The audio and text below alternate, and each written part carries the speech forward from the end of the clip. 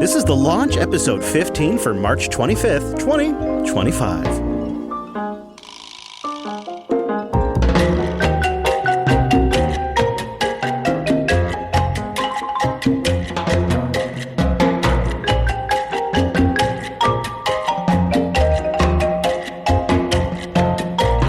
Streaming from the beautiful Pacific Northwest and the mighty American West Coast, we greet you all a good morning, a good evening, or whenever your timeline may fall. Time-appropriate greetings, indeed to one and to all.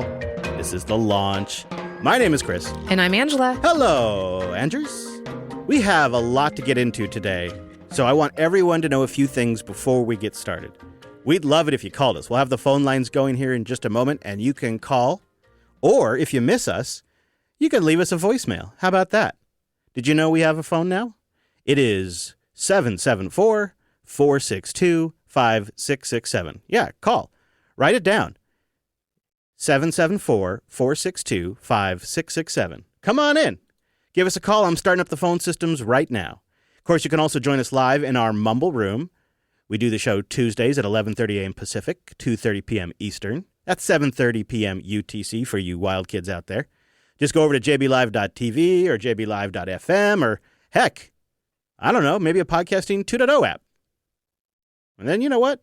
You're here live. Mumble Room's probably the best way to go. You can always hang out with us there, suggest topics and all of that. And then we have the Launch HQ chat room, which is linked over on our website at weeklylaunch.rocks. Come on in. Get in that chat room. It's going all week long. Well, hello, Andrews. Welcome back. We did it. Mm-hmm. It's episode 6. Also known as 15. Yes. And this week, I thought we should talk about something everybody talks about. When you suggested it, I was like, this is one of my favorite topics. Everybody eats, everybody poops, and everybody sleeps. And which one are we going to talk about? Today we're going to do sleep, because a lot of us could do sleep better, I think. Mm-hmm. And if you want to call in and tell us about your sleep habits or your sleep problems, the phone line is open now. So you suggested this, and I'm curious where you're at with sleep habits in general and, you know, what you're thinking about. Yeah. So I record my sleep. I wear my Apple Watch at night, and I can get a sense for how I feel, but it's really, I'm a data person. I need to see how that data looks, and then I make decisions based on that. That's logical to do with data. Are you using the built-in Apple sleep stuff or using a specific sleep tracking app? I'm not using an external app. I did attempt that at one point, but I couldn't get it to connect or to feed back to the health app yeah. You do want to have it in the health app if you can. Yeah. I agree with you. The sleep data, as somebody who has sleep apnea and is trying to just manage it, crazy valuable for actually making action and decisions. Mm-hmm. Yeah. But I am currently, I went out of state this weekend, and I ended up being awake for 48 hours. Oh. Yeah. How did that happen? Were you just being crazy, or is it just couldn't sleep? No. I did karaoke night, and then Abby wasn't feeling good, and then it was a very early morning flight. We're an hour from the airport, and you're supposed to get there 2 hours early, and just like so many things. So it just was an early flight. Yeah. I just didn't have a chance. And then we landed. It was only like an hour and a half flight. Oh, yeah. But we can't check into our hotel. Yeah, right. That's the worst when that timing doesn't line up. Mm-hmm. It is. But the thing is I have only pulled an all-nighter once before in my memory. And that was like in 8th grade. So I'm just no good. I am very specific about my sleep. I need minimum 8 hours. And I know that like for you, that would be a dream. Yeah, that'd be great. But I need 8 hours, and I am still feeling the effects of lack of sleep. Like I get my memory is the first thing to go. And so I've just been apologizing to the kids. Dylan's making a bit out of it. Like, how long are you gonna blame it on your sleep, Mom? And it's really funny. It's great. But I just apologize. Like, hey, in fact, I asked the kids why they didn't bring the garbage to the end of the driveway Friday morning. Because it was garbage day. Yeah, because that was my garbage day for 12 years, but it hasn't been for the last couple of years. Now you know what you're going to be like when you're in your golden years. It is a glimpse of the future. So the other thing is caffeine really affects me. which I found out from my 23andMe data. But so if I drink caffeine after like noon or 1, I won't be able to go to sleep. Yeah. It will just Yeah. be impossible. My hard cutoff is 3, but I really try to be done by about 1 or 2. That's crazy. I didn't think you actually had a cutoff. Yeah, I only because I'm just doing everything I can. Oh, right. You know? And yes. so and good sleep hygiene. Yeah, if it's one thing, I can. One less thing. So I try to schedule all the shows for the most part to be earlier in the day, so I can get it in that window. Well, yeah. I mean, I think you'll agree that we are both pretty useless after like 7 or 8 p.m. Like I tried to do a formula the other night on this, on the wake of this lack of sleep and and at 8 o'clock. And I was just like, I don't even know how to make this formula. Oh, I noticed it because in the morning I'll wake up sometimes and I'll play Mario or something on the TV. And I am some kind of wizard. It's unbelievable. Like somebody should get a camera out and capture the magic that's happening on screen. And then like 8 p.m., I'll be playing and I'm constantly dying. I get frustrated. Mm-hmm. I'm constantly handing the controller to Dylan. I'm just saying, finish this for me. Yeah. He told me that he was doing it for you. That's funny. Yeah, because I just get this is no longer fun. Finish it. So yeah, and for me it also takes. For me it's weird. Like if I don't sleep, like I didn't sleep much last night. I probably got 45 minutes of sleep. I'll be fine today. Mm-hmm. It's tomorrow. Oh, that's really interesting. Yeah. That's how I am with exercise. Like if I do, or let's say bowling, right? If I go bowling, I'll feel it a little bit in my glutes that day, but then the next day, it's horrible. That's all. I think it's lactic buildup or something. There. It is. But, so do you have like an emergency recovery regime that you go into? Do you have like, I got to get my sleep back on track? Well, the number one troubleshooting for any ailment or suffering that you have is hydrate. I thought you were going to say get drunk. No. Oh, I know. That's the opposite of hydrating. No, it's not great for sleep either. Yeah. So hydrate, caffeine reduction, and then just, trying to get to bed earlier, which doesn't always work because I'll just wake up earlier. That's true. And I feel like doo-doo if I wake up earlier. So it is a strange balance. I have been using electrolytes more to help me sleep at night because I think it helps with restless legs. So I combine electrolytes with Doctor's Best high absorption magnesium glycate. It's the kind that's easy on your stomach, and I take 2 of those each night, about an hour or 2 before bed, and that helps too. I'll put a link to that in the show notes if I remember. I got a magnesium cream. Oh, yeah. That I've been using on Abby. Yeah. To try to help her. That's good too, because then that can be stuff that the gut can't quite handle, right? So this has got to be a particular type of magnesium, otherwise it can give you stomach problems. You know what I mean? Magnolia Mayhem says, man, I got so, quote, hydrated, end quote, last weekend, bro. Way to go. Yeah. I also try, if I can, to stop eating by about 6 or 7 o'clock. But that's because I also have a really slow gut, which I'll get into in a little bit. Mm-hmm. And so I just try to be done eating early enough that I'm not... Oh, yeah.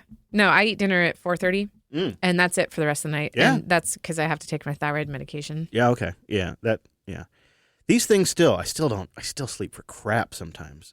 It builds up. It's this weird thing. I noticed it because I went to scale, and I slept through every single night. I didn't sleep great, but I slept through every single night at scale. And then when I got back, I've progressively slept less and less and less since I've been back. Weird. And I think it's got to be in part like my daily routine, at least for the first half of the week. I don't really get much activity outside of just working. Mm-hmm. And then by the second half of the week, I'm kind of exhausted, so I don't want to do anything. Mm-hmm. And then I can't sleep, and I got like twitches, and my legs kick, and. So if I know that I'm going to be in a situation where I won't be able to sleep, like for example, sleep in, like if I can't go to bed earlier and I need to rely on sleeping in to get enough sleep, I will take a 1-to-1 gummy. Mm-hmm. Yeah, that could help. Do you do that? I've tried and usually or like something that's got like melatonin in it too or something. But that stuff only works like 1 or 2 nights for me. And then well, definitely not daily. Yeah, no, And then yeah, every now and then. Yeah, you're right. Like if that's the trick with that stuff is use it very sparingly, I think. And then when you do use it, it actually has some impact. But for me, I adapt pretty quick. Looks like we have a poll in the in the Launch HQ chat of what time do you eat dinner? Oh, interesting. I have answered. I'm going to go because I should be doing it. I'm going to say 6 p.m. Looks like most people in the live chat are 5 p.m. That's pretty early. Whenever you hear people going out for dinner in the movies, they're always going out at like 8 p.m. Right? I know. It's so weird. Yeah, and mine's at 4. I'm the one vote at 4 p.m. I wonder if that's regional. The kids get home from school, and I just start making dinner for them. Yeah. Like they come home hungry. Yeah. I come home hungry. I get home and it's like, it's time to eat, you know? I got to eat something. I basically got to eat every couple of hours, really, if I'm not careful. I want to know what the audience does what their sleep hygiene's like. Oh, sometimes my brain keeps me up, or Sure. a headache, or a migraine. Yeah, right? But that's, yeah. because I get a monthly migraine, it's awesome. But I can quiet my brain. Yeah. It makes me, because I have not been diagnosed with attention deficit of any kind, but I definitely squirrel a lot, Yeah. But the fact that I can fall asleep within 10 minutes of laying down. Oh, that's great. Yeah. Wow. That's a superpower. I know. Yeah. It is. It is pretty great. Mhm. Sometimes it's not like that, but more often than not, I am falling asleep within 10 minutes. Yeah, I still go to audiobooks. That helps me. I have to find just the right audiobook that is interesting enough to hold my attention, but not so interesting I mind missing large parts of the plot. Mm-hmm. And if I find that audiobook, I can listen to that, and that helps keep me distracted. Or like a long YouTube video. It can't be a short one because it can't be switching while I'm trying to go to sleep. Weighted blanket. Oh, yeah. Oh, yeah. I use a weighted blanket. I think it's a 20 pound. It's great. And then a heated blanket. Which I only use, during the cold season. But both of those help me. And I guess you're supposed to be cold when you go to sleep, but my body temperature doesn't regulate. So what I've been doing is when we go to bed, it's about 72 degrees in the room. Uh-huh. And then as we sleep over the night, I let it drop down to about 67. Yeah. 65, maybe, depending on ambient temperature. And then around 5 a.m., it starts bringing the temperature back up again. I love that. The thermostat at the house has that cycle, but I just keep it on hold. Yeah. So I haven't, but also because I need to reprogram the time, and I don't know how to do that. But you could always swap that thing out. It's pretty simple to wire. I think I need to. Actually, I think the whole furnace needs to be replaced, and when I do that, I'll just upgrade it entirely. Yeah. I was surprised it's like 2 wires for a thermostat or 3 wires. Really? Yeah, oh, yeah. I saw there's a new one here. Yeah. Yeah. That one's nice because it ties in with Home Assistant. And so that is cool. I also have it set on location. So if I'm not here for a day, it drops it down to 65. So it's not running all the time. Yeah. All right. You know what I want? I want you to boost it. How much sleep do you get each night? Do you have a very important pre-sleep habit that maybe you could share with us? And are you doing any sleep tracking? I want to know if our audience nerds out on this, because Ange and I nerd out on this. Yes, we do. And I think the data is useful. So take to your Podcasting 2.0 app, support the show, and boost in with how much sleep you get if you have a pre-sleep habit and if you're doing any kind of tracking. And we'll read it on episode 16 and beyond.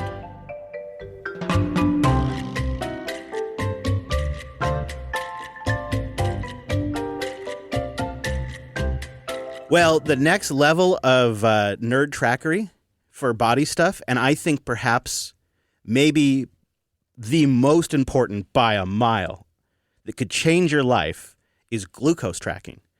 And I've obviously gotten insights from this because my wife, Adia, is a type 1 diabetic, and she has to manage her blood sugar levels quite closely. And she uses the traditional method where she pokes her finger and she takes a little stick and it measures it in a little device, and then she takes action. And you can buy those. Anybody can buy those at Walmart now and things like that. But I wanted to play around with some of the more experimental continuous glucose monitoring tools out there. And this is such a treat. And I've been playing around for just a couple of days with the Lingo continuous glucose monitor made by Abbott. And it's a biosensor that measures your glucose response to food, exercise, and other lifestyle factors. And it's streaming that data to your phone 24/7. And then they have an app that displays it to you in real time. So like when we started the show, my blood sugar level was at 88. And as we go right now, it's at 102 because I ate a little bit before the show. And this just sits right on your skin. It has a little filament that sits below the skin, and it comes with a popper application that you pop onto your arm. It's quick. Sometimes it stings a little bit, and then it's done. And then they use NFC, so you tap the phone to the little thing that's on your arm now, and it immediately pairs over Bluetooth LE. And then it just tells you real time what your blood sugar levels are and gives you charts and history and stuff like that.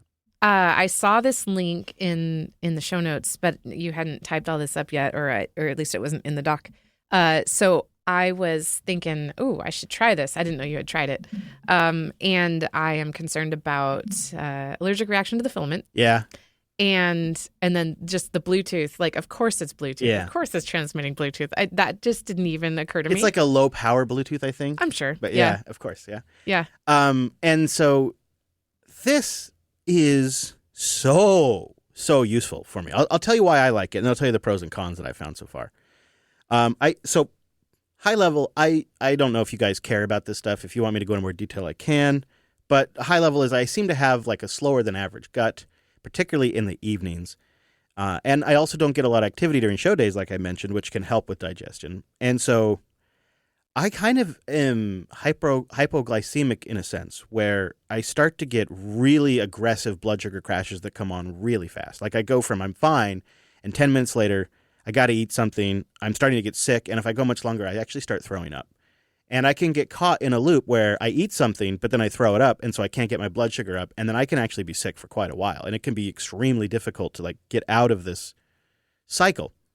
And compounded by the fact that I seem to digest things slower. So even if I take something, as soon as I notice, it can take quite a while before it gets digested, which is what I've been observing, before it actually impacts my glucose levels. So even if I fixed it, I can still sometimes be crashing for a while, and there's nothing else I can do but just wait for my gut to do its thing. And the idea being with a continuous glucose monitor is I could potentially catch it early as it begins to trend downwards and take care of it, eat some protein, something like that. Eat a Kit Kat. Yeah, whatever it is, which could have a big impact on smoothing out energy level, getting more activity because of higher energy levels, etc., things like that. But also just help me kind of get out of these cycles that I get caught in sometimes. So that's why I was interested. Now, it is neat, easy application, all of that. Great to get this data, really useful, very actionable. You would be shocked what impacts your blood sugar. You would be shocked. It's amazing what I've been learning in just a couple of days. I wish I knew this stuff my entire life. I mean, it's clinically important. And it's not what you think. Like, it's the opposite of Very of much. what you think. It can be. Yeah, I was surprised. Mm-hmm. Yeah. So here's the downsides, though. First of all, the Abbott Lingo, it only works with an iPhone 11 or later, so no Android support. Mm-hmm. There may be other ones out there, but I don't think there are. The sensor, at best, only lasts 14 days. Mm-hmm. So you got to poke yourself probably every 10 days or so with a new sensor, and each sensor is $50. Mm-hmm. So you're spending $50 every 10, 14 days or so. The other thing is, and you can see this on Amazon, kind of has mixed reviews. Some say it's worth every cent. Others find it way overpriced. But other people have reported issues with the sensor dropping off, sometimes within the first hour of use. And I had this drop off pretty much all night. And then I, rebooted my phone this morning, and it started feeding data again. So I don't know what kind of troubleshooting they did. But, so yeah. So my boyfriend is a type 2 diabetic, and he uses Dexcom, which is an insurance covered. Is it continuous, or does he have to poke himself? No, it's basically identical. Yeah. It has the filament. Right. It is every 14 days. It has that 1 hour wait period while it syncs or whatever. Yep, yeah, this does too. You scan a QR code. You don't tap it, which is hilarious. Yeah. Like, I'm going to buy my, I don't know. It's just, I figured it's Abbott, right? So I figured they must be taking some of this insurance and medical technology and just consumerizing it here. Exactly. And so that's what I wanted to clarify is that what Chris is using, it doesn't require a prescription, and you can buy it on Amazon for $50. Yeah, they just say, make sure you don't use this for any medical action or something like that. Right. Whatever. Exactly. I mean, so if you are getting one of these, you probably should just do a quick A1C check just to see where you're at. And what is an A1C check? That will indicate if you are edging towards like your diabetic long-term status. Yeah. Mm-hmm. Yeah. I think it's like a 90-day. Like my grandma would get it every 6 weeks or so if she was making a diet change to try to lower it. So over time, this does start to, if you use it for multiple weeks, it does start to give you like more like baseline blood sugar level insights. But you're right.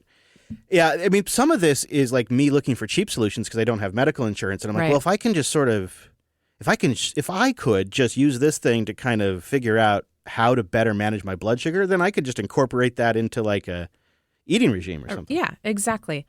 What we have noticed with my boyfriend is that even if he hasn't eaten, but he exercises, the alarm will go off. Have you made the alarm go off? No, I haven't set any alerts yet. Oh, okay. That's interesting. Maybe I should. Yeah. So exercise, it's really interesting. And it's specific, from what I Googled, it's specific to diabetics.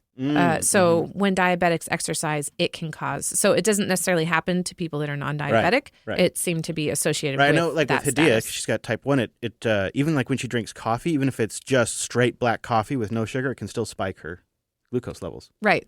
Yeah. It's like, wow, okay, you really got to watch it. Mm-hmm. For me, it's been interesting this morning, just figuring out, okay, if I eat now, and I did it. Like I ate just as the blood sugar levels were starting to come down, and they were around 100, and then they got down to the low 80s after I'd already eaten, and now it's climbed back up, and now it's sitting right here at 99. So I think I nailed it. Where usually, like at this point in the show, I'm starving. Mm-hmm. You know, it's like Yeah. it's an inappropriate amount of hunger. It's ridiculous how fast it comes on. I don't know if I'm going to keep doing. I might buy one or two more just to try it for a few weeks. I didn't know there was a consumer version. I figured, because I'm pretty sure that the copay for Dexcom is $50 as well. Oh, but that means that insurance for insurance it'd be like $300 or something, right? Dexcom has a similar competing version to the Lingo. It's $99, but it includes 2 sensors. So they've made a commercial version of the Dexcom one too, I guess. Consumer. Yeah, consumer. Yeah. Yeah. Oh, interesting. Yeah. If this thing dies on me, like in a couple of days or two, I might just try the Dexcom version. Yeah. Because then you get 2 sensors anyways. But man, oh man, the moment this is in a smartwatch that is available to life-changing. Imagine if the Apple Watch did this. Yeah. I mean, again, though, the filament is likely metal that I'm allergic to. so we'll see. Supposedly, although we don't know really, but the patents seem to suggest that Apple's able to figure it out with light sensors. Oh. Like they do your other information with light sensors right now. That's creepy. And I suppose supposedly it's been in development for 6-7 years or something like that. I don't know. I guess they launched a sensor that they've been working on shortly after they launched the Apple Watch. And they've been getting it tested and all that kind of thing. So if the Apple Watch came out, that'd be a hard thing to say no to. Yeah. But then hopefully other watch manufacturers would try it too. It has been, and it's only been a couple of days, and it has been so insightful. I can't wait for the next couple of weeks. I might do a follow-up if people are interested. And if others out there have gut issues that they have solutions for, I'd like to hear it. One of the ways you can share is by calling the show. We have that phone number, and we have that voicemail. You could always leave us a tip. Call the launch, we're standing by. 774462567. That's the line. Stops the line. 774462567. The phone is cool again, didn't you hear? Leave a voicemail, we'll play it loud and clear. Text is fine, but voice, that's flair. We want to hear your actual air. 774462567. And we did get a few voicemails. And I'm so excited. I know, me too. Our first voicemail is from Friar Tech. He gets the honor of leaving the first voicemail. Here we go. Hello, Chris. Hello, Angela. This is Friar Tech calling you from Chicago, suburbia. Love the podcast. Love the launch. This is actually my first bootleg version of any podcast that JB does. And I'm actually loving it. I may have to turn on all the bootlegs now because I really realized how much I'm missing. You two sound great together. And for the first game that I probably had an unhealthy relationship, that would have been Ultima 3 and Ultima 4. Yeah. I can't remember the name of the company that did it. It might have been Origin Systems. Don't know. But I really played that way too often, more than my homework. Anyways, thanks for the show, and happy day after launch. Thank you, sir. Thank you for the voicemail and the nostalgic video game memories. I've been really getting my game nostalgia on recently. I think the show has been influencing me. You ready for the next voicemail, Andrews? Yes, I am. It's from Rotted Mood. Y'all, this is Rotted Mood calling in from the Midwest Metropolis, good old Chicago, Illinois. Sorry about the other message. My cat decided to do some misbehaving while I was trying to leave that one. So this is take 2. And everybody listening to the podcast probably won't know what I'm talking about, but that's okay. I wanted to call in and say the game that I was highly addicted to was Wing Commander 2. I don't know if anybody's familiar with that game, but it came out in the 90s and was kind of a flight sim combat game, but man, I love that. The other game I was highly addicted to in the 90s was Myst, which is complete opposite from Wing Commander 2, but equally awesome and was a very hard puzzle game. At least it was very hard for me. But that's it. Love the show. Thanks, y'all. Bye.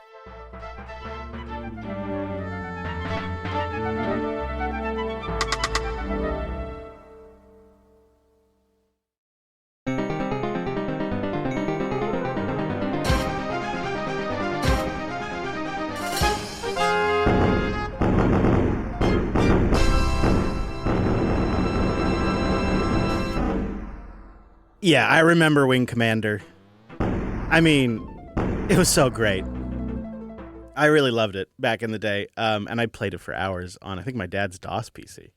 Thank you, Rotted Mood. Our last voicemail of the week comes from Turd Ferguson. Hey, guys, Turd here. Long time, first time, love the show. I just wanted to call in and make it clear. The CIA and their buddies in the mob killed JFK. That's all. Have a great day. There you go.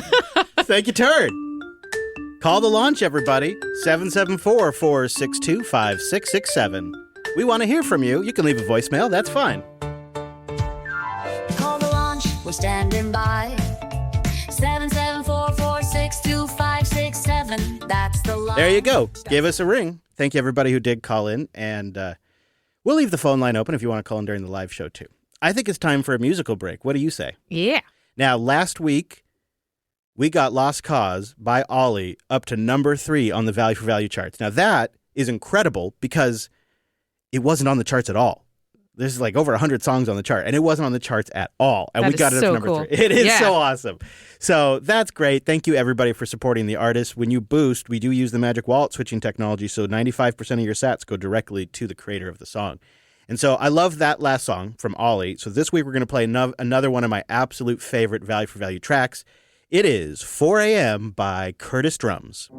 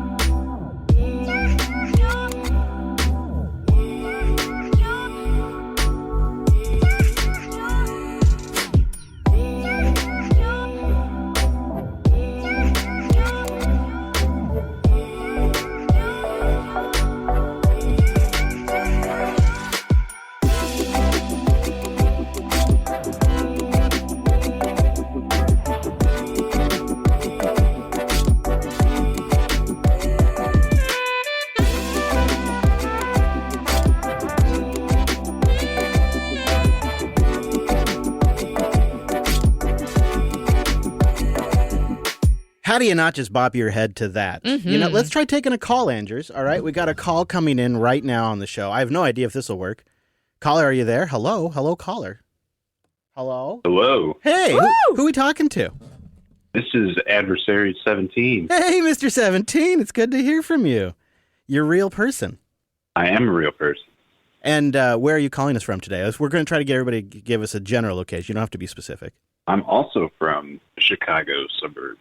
Uh-oh. So it seems that you guys need to make it out here sometime. I knew that kidding. was coming. Yep.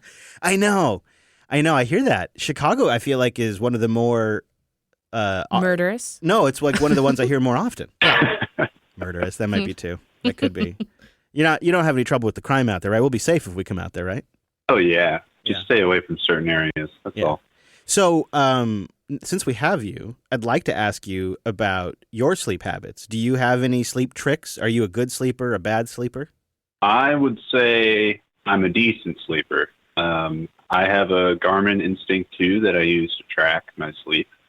And typically I try to read about maybe a chapter or a good 20 pages of a book before going to sleep. That usually keeps me distracted from having existential crises before going to bed. Yeah. So that's helpful. Reading is a good tip. But, that's a good tip. Yeah. Are you doing any tracking? Yeah, he uses the Garmin. I'm the tracking Garmin, right. with the Garmin, yeah. Yeah. I love the Garmin tracking. I've also been using the Apple Watch simultaneously, and each are good. I think maybe the Apple Watch might be slightly more accurate. I've had times, I don't know if you're 17, if you're not having sleep problems, you might not have noticed this, but I've had times, and it's really disappointing where the Garmin just gives up. And it's like, no, you don't get sleep tracking tonight. It was too bad. Have you seen this? Where it'll actually just throw its hands up and say, sorry, I can't track this. I don't think I have. Yeah. But it's I'll keep an eye out for bad. that. It feels bad, man. It feels real bad. Maybe he's not throwing himself all over the bed. Yeah. Like you do. It's like, are you working out right now? Like, yeah, what are you right. doing? You're not asleep. Yeah. Jeez. Well, it's good to hear from you. Likewise. Frequent boosters, so we always appreciate that. Appreciate the support. Can I also comment on last week? Yeah. The question you guys asked was a game that has kept you busy. One that has kept me busy is called Space Engineers. It's kind of like a Minecraft in space, but I was playing it since it came out in early access, and it finally released like a year ago. Very fun. Is this a desktop or a mobile? It's a desktop app. Okay. Desktop All game. right. And if you want to host your own server, you can do that too. Oh, boy. All right, Space Engineers. I'm going to look it up after the show. Hopefully you didn't just doom me. Dylan might really like it, actually. Great. If he likes the Minecraft and making mods, there's you can actually write your own custom scripts in the game to do really? all kinds of cool Is it like an automation. in-game scripting language? No, it's C#. Oh, no. No way. Literally C#. Hilarious. That's great. Okay. Space Engineers. Thank you, Mr. Adversaries. It's nice to chat with you. As well. Thank you both. Yeah. You have a good rest of your day. Yeah, you too. Call again. All right, Andrews, what do you think? With that, should we do a little boost?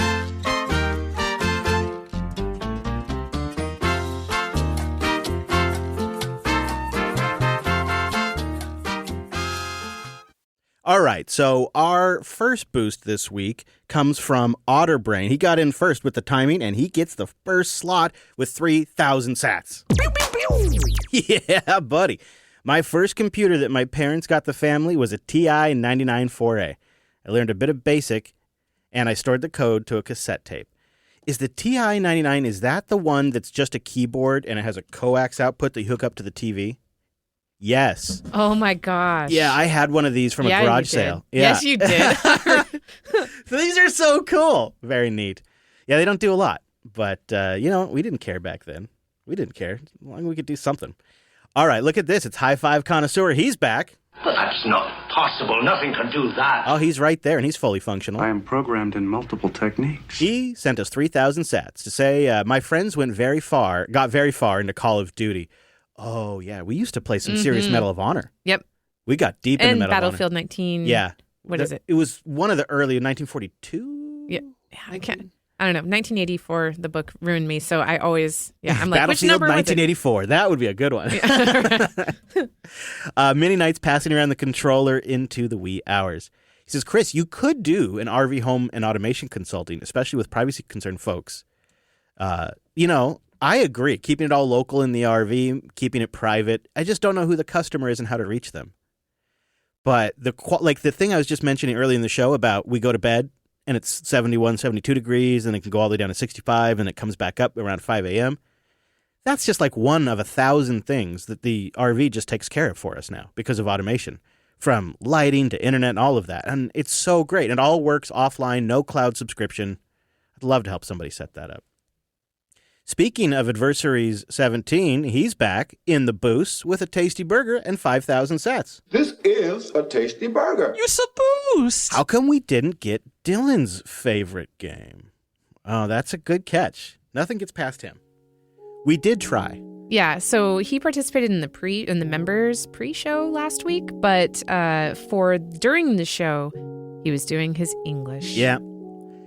You knew, he must have been a little shy because he'd rather do the homework than come on the show. But right? Yeah. This boy does not. Yeah. He does not like English. He doesn't like doing homework. In fact, he thinks all work should be done in school. But we could both see him. Well, I could definitely see him. But he was smiling while we were doing the show, and he really enjoyed being here for the live show. But it definitely is Minecraft for him. Definitely. Yeah. Let's take a call. Why not? I'm taking him to the front of the line today. Let's do it. I say it's time. Let's bring our caller in. Hello, caller. Where are you calling from? I'm calling from Ontario, Canada. Oh, hello, Ontario, Canada. And who's this? Phoebe on the Matrix rooms. Hello. Welcome into the launch. It's nice to chat with you. Yeah, for sure. I'm going to ask you about your sleep habits, but why are you calling today? Actually, I was calling about the sleep habit stuff. Oh, perfect. Fantastic. All right. So are you a good sleeper or a rough sleeper like me? I have possibly one of the worst sleeps that anyone could ever not wish for. What's the opposite of wish? Of course. Right. But so I had gone for sleep studies like 20 years ago. And every single time the doctor or the technicians had always told me, yeah, we can tell something's wrong, but we have no idea what it is. Oh, that's so frustrating. Yeah. So a couple of years ago, I was talking with my doctor and she said, why don't you go for a sleep study? And I said, nah, forget it. It's just, there's no point. And she convinced me, no, it's gotten much better. The science is much better. I said, okay, sure. And in the meantime, before I went for my appointment, I started paying attention to my my sleep tracking results. And I'm looking at it and thinking, come on, this can't be real. This thing's got to be worthless. Because the number was so bad, you just must not be reading right. Is that what you were thinking? Well, it was showing like what's it called? Not the REM sleep, but like the deep sleep. Yeah. It was showing it kind of like erratic, and I'm thinking, okay, this thing is not sitting on my wrist right. Something's wrong. But anyways, went into the sleep study, did the study. Doctor calls me back and says, well, you have fractured sleep. Turns out it's sleep maintenance insomnia, whereas it's not a problem necessarily falling asleep. It's a problem staying asleep. Yeah. And the way he described it was, it's like someone is standing next to you and poking you nonstop just until the point where you wake up, and then they stop, let you kind of fall back asleep again, and then keep going. And he said it looked like this was happening hundreds of times a night. Wow. Or throughout the 8 hours or whatever. Wow. And then I looked back at my sleep tracker and I thought, it's right. Okay, actually, yeah, this thing was right. So if I had listened, paid attention, it would have. Yeah. It kind of feels like, I wonder if you have this similar thing. It feels like that experience, if you ever had it when you're nodding off while driving and you go, nope, I can't fall asleep. I sometimes have that when I'm trying to fall asleep too. Is just as I fall asleep, oh no, I better not fall asleep, and then my body wakes myself up again, and it's so frustrating. Do you have that, or is it different? Like you don't even really realize it's happening. So I also have ADHD. Seem to have it pretty hard, and what the sleep doctor. So for me, incidentally, falling asleep is also very, very difficult. There were. I would say it would be more often than not that trying to fall asleep, I would just be staring at the ceiling trying to will myself to sleep, but nothing's happening. And then I check my watch or my phone. What time is it? It's like 2, 3 in the morning, and I'm just not asleep. So there was a period of time I was taking melatonin, and that kind of helped me. But no, for me, falling asleep is it's easier for me to be awake. I'm usually very tired throughout the day, but I don't want to sleep. Right, because it's so frustrating. That makes sense. Yeah, low sure. energy. Yeah. Low energy. Mm-hmm. Yeah, you've learned to adapt to the low energy without sleep, and trying to fall asleep is so damn frustrating. You might as well just be up and do something. Exactly. And the doctor's solution was 2 steps. First step was to take, I can't remember what it was called. I'm trying to think now. Anyways, it was effectively what it was a neural suppressant. Apparently, it was like I had to go through a bunch of steps to actually get the medication because it was commonly used for, I don't know if you want me to say this on the show, but for no longer being in this world. Wow. Wow. So they were very cautious about, take 1 pill, do not take a second one, and take it before you get into bed. Don't take it and go brush your teeth. Take it and get into bed. And I thought, yeah, whatever. Took the first pill, went to brush my teeth, and I walked into the wall. I don't know how many times. Oh my goodness! It was like a switch. It was like an on-off switch. So I told the doctor, I'm not keen on this. She convinced me to try it for 1 month, and supposedly sometimes it helps people reset their clocks, but didn't work for me. My solution, my kill move was, I shouldn't say that, especially in the context of what I just said a minute ago. The thing that worked for me very well is tryptophan. Oh. Like a supplement? Like the stuff in turkey. Right. Exactly. Turkey. That's exactly it. It's the thing when you eat turkey, it makes you sleepy. That's exactly what it is. But it's like multiple turkeys in 1 pill. And the reason why it works so well is because that actually metabolizes into melatonin, but it gets to your brain much more efficiently than taking a melatonin pill. So that has pretty much, I've never felt better since taking that. And it's basically, well, it's thanks to my doctor, but if I had paid attention to my sleep tracker from the very beginning, that would have put me on the right track a long time ago. Do you recall the brand you like of tryptophan? Are you getting it just from like Amazon? No, so the tryptophan I'm taking, so in Canada, it's of course I'm not like paying for it too much, but it's a prescription.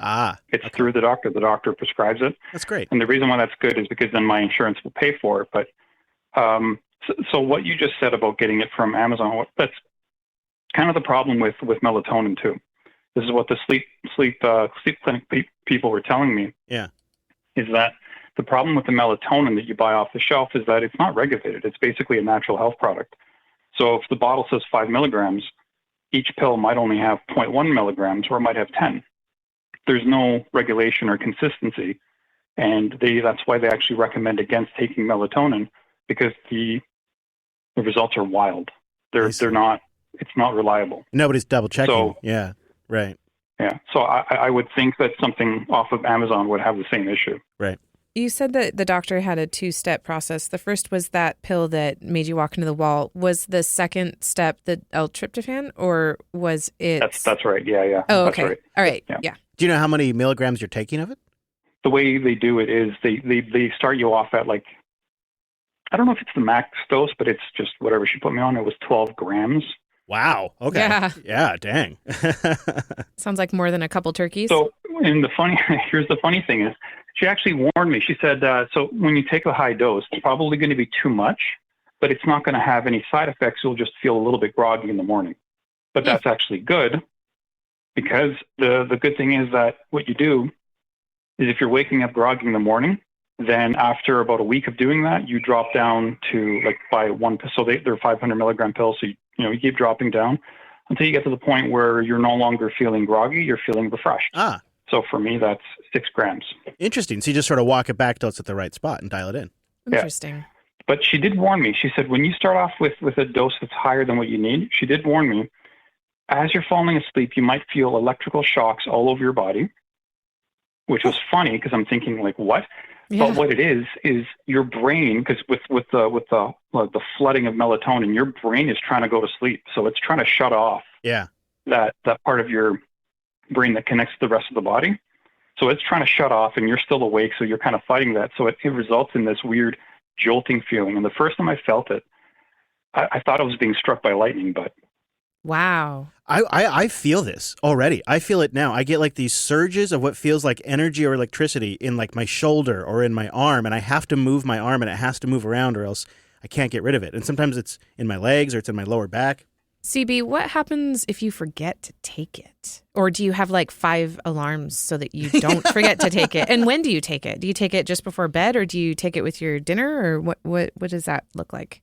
Yeah, so you avoid any kind of protein with it because it itself is a protein. Oh, okay. So if you take other forms of protein, and that includes chocolate. Oh. So if you take any other kind of protein, it just doesn't absorb as well. Interesting. So you take it, don't take it with dinner then, was what you're saying. Yeah, so basically you take it before, about 45 minutes before you expect to want to fall asleep. So you take it, you want to go to sleep at 10:30, you take it at 9:45 kind of thing. Fascinating. I'm going to look into this. This is great. Yeah. I'm glad to hear it's helping you. And this is why I wanted to call in because you guys are talking about sleep issues. This is honestly, in addition to taking ADHD meds for the first time, this has been like the biggest, like in terms of medical, life-changing, positive things in my life. I can imagine. I mean, just having more energy and a little clearer mind, just a huge upgrade. Yeah, like it's not a cure-all, right? It's given me an extra bit of boost in terms of actually getting restful enough sleep that I don't feel like. And when I say keeling over, I mean like sometimes I feel like I could just faceplant onto a bed or a couch and just sleep, but it would never happen because my brain won't let that happen. Yeah. Unless I take the tryptophan. Interesting. And to your other question about do I forget to take it? No, I don't forget to take it because it's such a positive thing that there is no way that I could forget to take it. Right. Yeah, and I get that. Yeah, it's like it's a total life changer. Combine that, for me it was like the CPAP mask made a huge upgrade. Now if I could just get the sleep when I actually sleep better, I think I'd be in pretty good shape. Well, thank you so much, CB. That was really good information. Yeah, for sure. Really appreciate it. All right. Well, call in again soon, won't you? I will do. All right. Have a good one. Thanks for calling. All right. Love the show. Thank you, sir. And we got a row of ducks from Odyssey Westra who came in, said love the song by Ollie. So I think he was sending that to the Ollie song. Thank you. Odyssey, it's always nice to hear from you, too. Makes Andrew smile. I know that. She says, oh, there's Odyssey coming in. Mm-hmm. We got 4,749 sats. Oh, this is Cajun Spice. From Magnolia Mayhem saying, I think the worst business idea that I actually put it into effort was my very first. One day my dad yelled at me when I was about 13 or 14 for not washing the farm equipment good enough. Instead of taking the hint and just doing a better job, I decided to focus on the fact that the chicken poop was acidic, or at least according to him. Well, fast forward a week, and I'm collecting different kinds of metal because I want to try to build a giant battery out of the chicken house and pump the power back to the grid. I got to be honest, the idea still crosses my mind on occasion. A bio battery the size of a farm might just get into the megawatt range if engineered right. It's a stinky battery, but I mean, chicken's gonna poop, right? As Ange will discover when she starts her backyard chicken business. Thank you, Magnolia. That's hilarious. And Turd Ferguson's here with a boost, 9,888 sats. Turd Ferguson!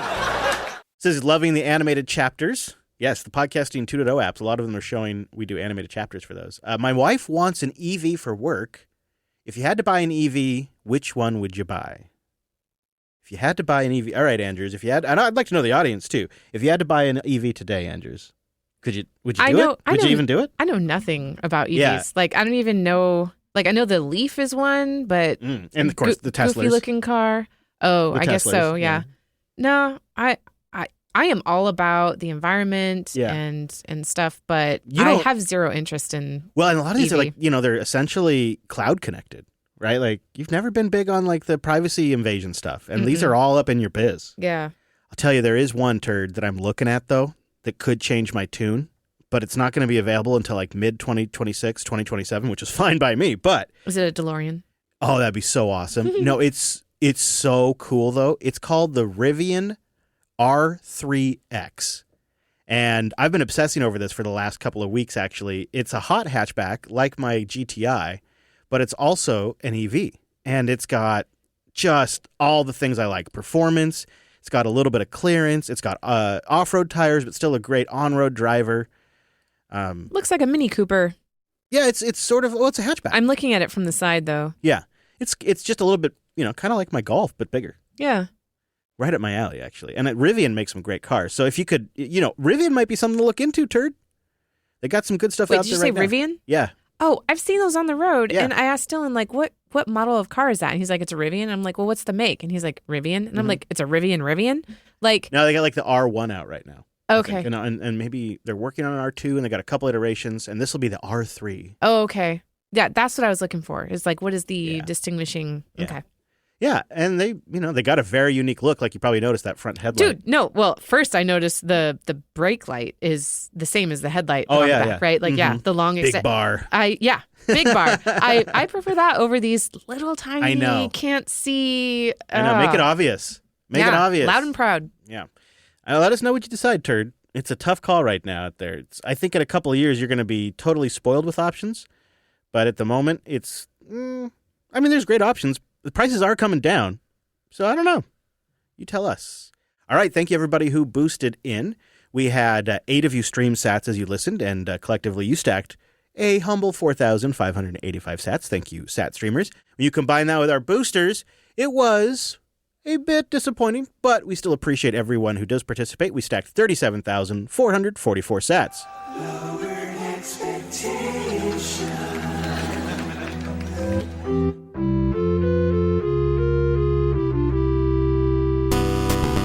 Now, never fear.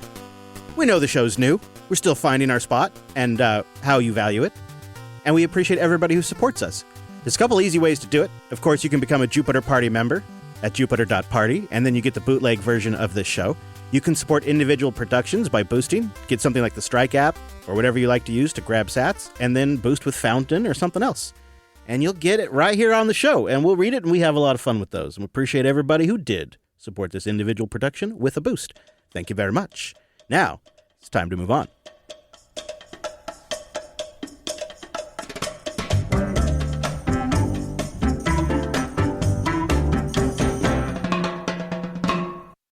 All right, let's talk about this 23andMe story, Andrews. A key to unlock family history and possibly improve one's own health. My DNA journey started here with 23andMe. But now 23andMe, the company that has collected genetic samples from millions of customers, is filing for bankruptcy. I'm the California Attorney General. I'm also a consumer. It's a decision that's best for me to delete today. Attorney General Rob Bonta says he's deleting his 23andMe account and others should consider doing the same thing. What is your biggest concern about this bankruptcy? That the private sensitive data and information of 14 million consumers who have used 23andMe could get into the wrong hands. In a statement, 23andMe says it will continue operating its business in the ordinary course during bankruptcy proceedings, adding there are no changes to the way the company stores, manages, or protects customer data. But in 2023, a cyber breach exposed the data of nearly 7 million customers. 23andMe settled a lawsuit for $30 million. Last fall, the company announced it was letting go of hundreds of employees and closing its therapeutics division because profits were dropping. Still, co-founder Ann Wojcicki sounded upbeat about 23andMe's future at the time. Is the company still viable, in your opinion? 100%. Is it? Yes, I definitely I believe in the company. I believe in the long-term mission, but I believe it's essential for us to restructure. Posting today that her belief in the company and its future is unwavering. Wojcicki says she is stepping down as CEO so she can possibly buy the company back herself if the court allows it to be auctioned off. And whoever buys it will have to follow the original privacy statements, according to 23andMe. But that doesn't mean those privacy statements can't change in the future. I. Glenn Cohen is a Harvard law professor. What is your message to customers today about 23andMe? Pay careful, close attention to what happens next. Be careful about clicking through anything that looks like a change in the privacy statement. So, Stephanie, what does this mean if you want? So the CEO steps down to potentially buy it. I just think that's a really interesting twist. And there's a couple of companies out there. You're a customer of this one? Mm-hmm. And how do you feel about this whole thing? You know, we went through the same thing not that long ago. And I don't know, my first gut reaction was, oh no, somebody's going to take my data and solve Hashimoto's. Yeah, right. That'd be great. Oh no, they're going to find a better cure for something. You know, I just what could they really do? But I mean, they could restrict access to this data that otherwise, when I signed up was available. Right, sure. Like that could suck. Sharing it with maybe insurance companies, I suppose, or some worst case like that. Yeah, that also, I feel like obviously there's holes everywhere, but there's enough transparency and regulation that if insurance were to deny based on a report from a genetic thing, that they would have to state that and have a hearing or a mitigation process. Sure, but also insurance already knows the medical stuff you're getting done, right? So it's not like they don't know what's going on. Yeah, and so would it be anybody that could buy 23andMe is a crook? You know, anybody that's big. I mean, yes, there's a lot of, but I don't know. There's Google buying it would be creepy. There's so much hype about this. Yeah, and for it sure. feels really unnecessary. I think it's always been a company that's under that particular kind of magnifying glass. It always, when they had the data breach, it was a ginormous deal. And right. Well, and it was half the users apparently, but. So you're not too concerned though, it sounds like? I'm not. Are you going to go in there and tell it to delete anything? That's what I was going to say. That clip kind of does a disservice. I'm deleting my account. Yeah. Well, it's not, you don't just delete your account. There's a list of steps that you need to do if you really want your data gone. You don't just delete your account. That's good to know. So if you're listening and think about that, look up the proper way to unauthorized use of your data prior to deleting your account. Yeah. Yeah. It's such an interesting idea that I want this to be something that is accessible to everybody because if the glucose tracking and the sleep tracking has helped me figure out a little bit what's going on. Even if I haven't solved it yet, I'm at least on the road to solving it, which gives me some peace of mind. Right. And I feel like results from 23andMe would sort of be the same thing. So I'd love people to have access to it. But then you see this kind of stuff and it scares me away from doing it. So I actually exported my raw data from 23andMe before the big scare of what they were doing with your data and brought it to a naturopath who interpreted it and told me what was going on with my body. And it actually really helped. It unfortunately, I still went into anaphylactic shock doing allergy suppression stuff. Right. But I found out I have a histamine intolerance. Deficiency. Well, I guess same thing. Yeah. Histamine deficiency. So I just react really strongly and I just can't handle that. So leftover food is a problem, is high histamine. Because as food ages... So no leftovers, huh? No, I mean, I shouldn't. No, it's causing a bunch of inflammation. And so it has steered me in directions. You know what I was going to tell you is my great aunt had said happy birthday to somebody I went to school with, right? She said, happy birthday, Ryan, cousin Ryan. And I was like, whoa. And so I don't want to identify names, but I was like, what is going on here? And so I went to school with somebody I'm related to. That's crazy. That Didn't is even my know cousin. it. Yeah. It's like a second cousin once That's removed fun. or something. And he clearly hasn't done 23andMe because I haven't seen his name pop up there, Right, but right. he is actually on TV. Yeah. He has a show. Who knew? Yeah. That's interesting. I definitely would be, as I get a little older, I start thinking I wouldn't mind knowing a little bit of the back family tree a little bit, knowing what's in the recipe a little bit, knowing what's coming down the pipe. So I don't know. Yeah, I remember first doing my 23andMe test. I dropped it in the mailbox and I posted on Facebook, now I'm going to find out if my mom is related to me or something like that. And what's funny is I was 50% my dad and 49.8% my mom. I don't know what the other 0.2% is. I'd be curious to know that mix. Could you imagine some of the bombshells Do you that wanna people do it? discover? Let's do it. I mean, I don't know. I got to think about it. You want to sell your DNA, right? Well, maybe after they're done with the whole thing, and if it goes to somebody that's trustworthy, I don't know. Maybe I will. Could you imagine if I discovered one of my parents wasn't my parent? That'd be, what a story. Would I share it on air? I mean, you'd almost have to. It's such great content. How could you not? Screw privacy.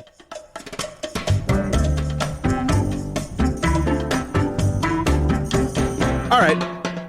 Okay. I want to talk about one of my pet peeves. I want to see if you can pick up on this. So it starts with this news report of winter on a boat. How do you do winter on a boat when you're, at the slip and it's cold? Well, this gets into the fun, adorable, quaint life on a boat. New at 6, on board a community in Boston. People who've decided to live on a boat instead of paying the high cost of housing. But in the name of comfort, what do they do in the wintertime? WBZ's Mike Sullivan visited a marina in Charlestown to see the conditions firsthand. 2 by 2, row by row, the rain falling pitter-patter on the plastic. There's something visually poetic about life on a wintry vessel. This is living the life, really. It's visually poetic. It's living the life. You just have to not have 30 pairs of shoes. You will often find Larry Anderson buried in cables, his eyes affixed to a screen. He's not giving up anything. He just doesn't have 30 pairs of shoes, but he's got screens, he's got electricity. I rent year-round here. It's been my 8th year here. He's a video editor by trade, a liveaboard by lifestyle. I changed my Instagram to Larry Lives on a Boat. And I think it's more popular just for that. His boat is docked at Constitution Marina in Charlestown, along with roughly 50 others. This has to be a really close-knit, quirky community, I have to assume. Yes, you can assume that. The neighbors call out to each other by name. They love each other. They all know their name. They're quirky. Even share cold nights at a nearby hotel pool. Every Friday night, they turn it up to hot tub level. And everybody strolls over there with beer and wine and whatever, and it's sort of lining the outside of the pool. All right, all the boomers in the pool, everybody. It's boomer party night at the marina. All right, so now here's another news report about living in the RV. Let's see if this one's different. RVs are starting to pop up almost everywhere on Longmont streets, but it's not people camping, it's people living. And now the city's trying to do something to get these homes on wheels to move along. What are they doing? They're living in there? They're not even camping? Number 7's Jason Grinauer found out. Tonight the problem is, move along to where? There's just nowhere to go. For Dustin and his dog, this is Princess Leia. This 23-foot Winnebago we got all the amenities. Is home. Everything works. Of course, that's a mocking tone, and this has gone from cute and quaint to desperate and sad. The rental prices in Boulder County are terrible, just out of control. He has the freedom to go anywhere. The problem is where to park. You spend the night in front of a business that's not open at night, and then you move during the day. I've been kicked out of about 20 places in just the last 6 months. We're not trying to prohibit that activity or limit anyone's right to live in a vehicle. Sean Lewis is Longmont's assistant city manager. If you can move that vehicle every 48 hours, then no one neighborhood is negatively affected, and that's the complaint we've gotten from some of our residents. A new ordinance passed its first city council test last night. Right now, legally, RVs have to move at least an inch every 24 hours. Soon, they may have to move to another city block, 600 feet, every 48 hours. We really want to try to balance those different It's just it's a torture. I mean, if you could think about what a pain in the ass is to move all your stuff every 48 hours, I get why they do it, but there is an interesting little bit of narrative here. So the person living in a boat and the person living in the RV, in a lot of cases, not all that much different. The person living in a boat is one incident on their boat, one problem on their boat, one failed payment to the dock is a day or two away from living in the RV. Make no mistake about it. And the reality is some people choose to live in RVs, but they always portray it as the sad, dilapidated, broken down lifestyle. But I will tell you with absolute confidence, I would rather live in an RV than a boat any day of the week. These boats are crap. They have crappy wooden doors. You have to wrap them in plastic in the evening. They don't have very nice amenities. The toilets are junk. The cooking areas are crap. The total space is tight. And you have to be on the water, which is moving all the time. And in the winter, you can obviously imagine how much worse that makes things. So it is immensely, immensely more enjoyable to live in an RV in the winter than it would be a boat. But the news doesn't care. That's not how they talk about it. The boat is quaint. The boomers have a pool party. It's great. And the RV is sad. And they got to move along. They can't be here anymore. They're dirty. They're gross. They're run down. The reality is housing is too expensive for everybody. And the people choosing to live in boats are only just about a bit of an inch away from living in an RV or somewhere else. And this has got to be one of my pet peeves. because some of these RVs, not all of them, are really nice. Now, it's obviously a problem, too, like along the streets. Like we see here in Washington, there can just be rows and rows of RVs with garbage everywhere. And in Seattle, they come around and they dump your tanks for you. They have complimentary dump service in some parts of Seattle. That's crazy. I should just move down there.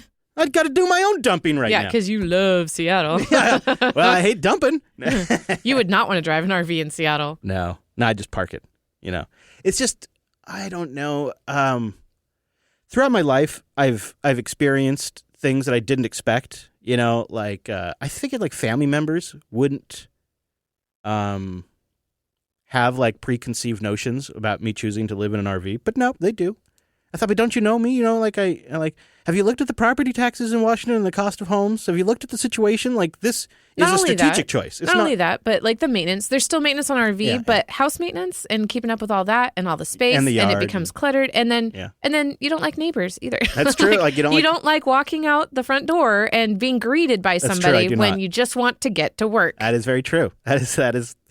I really don't want to I don't mind being social with my neighbor, but not when I'm just trying to do something. Right. Just let me take out the trash. Let me get into the car. That has been a thing in the past, as you can probably guess. I don't know. That's just one of my pet peeves is the way the media can shape those narratives. Like boat living could be just as awful as RV living and vice versa. Even worse. It's way smaller. Yes. It is way smaller and constant motion sickness. There's no way I could do that. And there's so fewer marinas to choose from than RV parks. And they're likely doing it for the same reason as the RV person. Yes. Just really. Thank you. That's all. Yeah, where's your ding? Where's your ding? Here we go. You get it. You're right.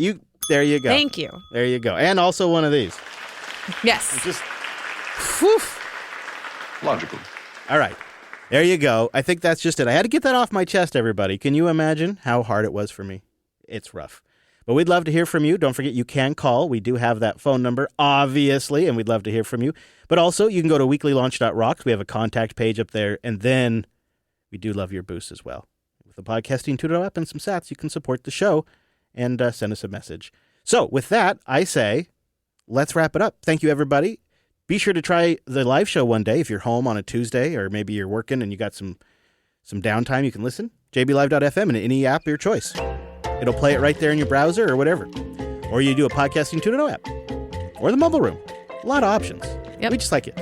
Thank you for the 3 voicemails that we got today. That was great. And 2 call-ins. This is like record. Let's get some more voicemails. Mm-hmm. I'd love to have some more to play next week. The number will be going all week. I'll also try to post it in our show notes for you. We love seeing you. We love hearing from you. All of that. All right? It's Tuesday, and it'll be out on Wednesday morning. That's it from us. From the beautiful Pacific Northwest and the mighty American West Coast. Thanks for listening. See you next week.